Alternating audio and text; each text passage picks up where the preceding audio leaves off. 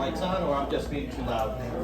Mic's not on yet. All right, but okay, so Hang on, here I am. So I just want to warn you, I am not a friendly family show. I do say certain words, so kids that are sitting at the table, what are your favorite curse words, please? So I'd like you to scream them right now, just so I know which ones I can go and explain, or... All right. And the other ones, I'm not going to be doing the whole George Carlin, basically all the words. So, all right. I'll be the one way you're allowed to do the show, and I might as well just put a little tip here, so it's my little curse word when I do the act. As a little payment of my little, fine of okay cursing in front of minors. So, but I got a couple of some clean jokes, but this one I'm ripping off from Red Skeleton. So a woman goes up to the butcher, one of those classic butcher shop, and goes, "I want a Rhode Island duck." The butcher comes out and says, "Well, I'm new here," grabs a duck from the back and says, "Is this the duck you want?" Goes up, the woman goes in there and puts the fingers up the duck's ass, pop! Goes, "No, this is a Michigan duck. I want a Rhode Island duck." Comes out with another duck, she goes in, puts the finger in its ass, plucks it out, pop! He goes, "This is a New England duck. I want a Rhode Island duck." Comes out, guy brings out another duck, she goes in, sticks the fingers in the ass, maybe wiggle around and goes, "That's a New England duck. That's what I want." So she goes up and says, "Are you new here?" He pulls down his pants and says, "Yeah, guess where I'm from."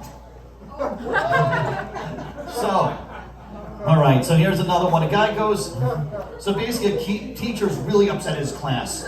Really, making fun of the class. Saying, "You're all morons, you're all idiots, just had a bad day with them, really just going down." He goes, "If you think you're an idiot, stand up." And a kid goes up and stands up and goes, "Why are you standing up? You're saying you're an idiot?" He goes, "No, I just want to keep you company. You're the only one standing alone." All right, so there's 3 nuns that decided, hey, look, I think we're going to sin. And they go to a priest and say, "Look, we've been good, we want to know about temptation, we want to sin." So the first nun, basically, guy goes up and says, "All right, you guys go out tonight, do your sins, and I'll tell you to do the confessionals and everything tomorrow." So he goes, so the next morning, one woman goes up, all 3 of them are kind of giggling. So the first woman goes up and says, "Well, I slept with the man." Father goes up and says, 10 Hail Marys, drink some water. The other one went up and said, "Well, I yelled at the man and everything that she slept with and gave him a good guilt trip and everything." Father goes, and the girl's kind of giggling about it, saying, "I yelled at the other person." So Father goes up, 20 Hail Marys, because you knew about the sin, and drink some holy water. Then the third nun's just cracking up there, just giggling up, cracking up. And the father goes, "What was your sin?" He goes, "I just pissed in the holy water." Anyway, I just recently got a new puppy. Kind of rescued him about 3 months ago. And talk about it. He's basically the ultimate stubborn dog. He's basically got a little bit of Malamute, 2 different types of Husky, and a little bit of Wolf, and a little bit of Chow. A real pain in the freaking ass.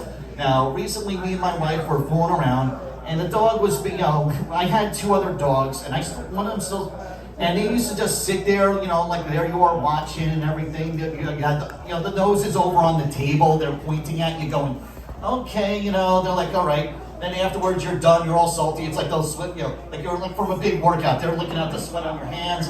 You're like, "Okay, that's good." But this one now is just like an emotional, talk about ready for emotional support. I'm busy going out there. He's on the side putting my paw on my back, other gripping saying, "Hey, yeah, we got you, buddy. Don't worry." I'm like, "What the hell?" There he is looking at us, and he's like, and he just, he does little annoying things like that. Like recently, his favorite thing is, "Let me wake you up at 2 o'clock in the morning. Not that I have to go out and shit, but I'm going to show you where I took a shit, and then I want to go out and play." And he doesn't just look at it and he'll tap. No, he looks for that one part of flesh, and he just puts his cold nose right in the back. He just goes up and says, "This will wake him up. Forget about the..." So it's like you're going back, so whenever I hear him coming in, I'm like a turtle. I'm hiding underneath the sheets. And the way my wife makes sure I pay attention, she basically does a Dutch oven. So it's like, yeah, you want to basically ignore dog, you got to just spell this up. So anyway, Thanksgiving is coming up. How many of you guys are ready for it? No. None. Don't blame you, we are not either. I've now learned the joy of the casinos. Before now they go, they'll take away my money, and the only thing I can go is and enjoy the buffet. But I'm originally from New York, and Thanksgiving was kind of an unusual thing. My dad, I would go and watch the Macy's Day Parade. And it wasn't, my dad was never like, oh, we're look at the floats, everything's magical, you know, this would be really nice, you get to feel the crowd's heat. No, my dad had us in Columbus Circle, which he notoriously said, this is where the demolition corner is. This is where we get to see the amateur balloon thing. So to me, I loved it because I was like, let's see what animals are gonna crash. You know, I was like, and they never showed this on the news, but I would see Woody kiss the pavement. I saw Superman blow, you know, basically was not the Man of Steel, he was broken in half. You know, Bart Simpson rammed into a light post. You know, I'm just like, wow, you know, like I didn't know Thanksgiving parades could be that exciting. So, but yeah, that's the only thing that came to my thing was that holiday was always about a little bit of a demolition derby. And that was before you hit the tables. Oh man, my mom was such a bad cook. I mean, the only thing that she cooked was good was basically the turkey. But everything else was coming out of a package, and you know, I didn't know. You know, it wasn't until later on I didn't realize stuffing had rocks. You know, it didn't have rocks. You know, I didn't realize, you know, gravy didn't come out of a packet. You know, certain things, sweet potatoes. Well, I didn't know you could put marshmallows on those. So you know, and wound up going. You know, so Thanksgiving's kind of been a big learning curve, especially when you know I go to other relatives. You know, but I finally, my brother, God bless his wife, she took it over.